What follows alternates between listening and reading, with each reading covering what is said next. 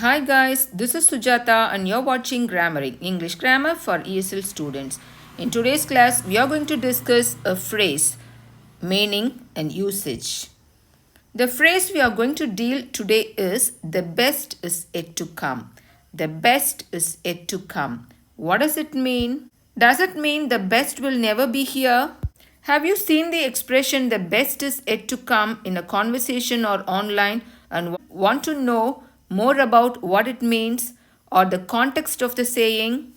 The phrase the best is yet to come is a common statement which is often said for encouragement or irony. This post unpacks its meaning and correct use. The phrase the best is yet to come is common expression in the English language that can be used as a statement, a question, or a response to another speaker.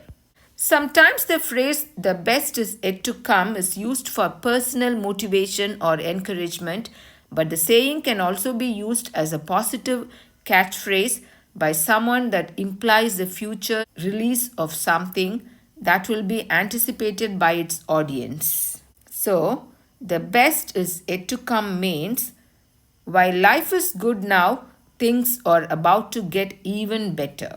For example, she did well this month, but the best is yet to come. She is going to do even better next month. I can feel it in my bones.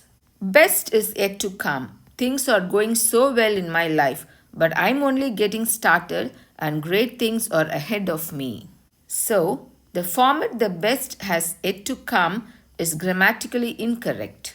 The proper use of the expression is the best is yet to come. The phrase suits bad or good situations to describe better future events.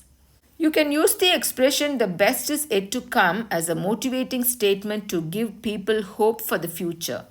The most cases, people use the statement during hard times to help them understand they are yet to experience the best things in their life. It's also used in good times to let people know there are even better days ahead. The phrase suits professional and social situations. Use it at work to let your team know that next month's sales will be better than this month's. Use it with your partner to let them know that better days are ahead in your relationship and life.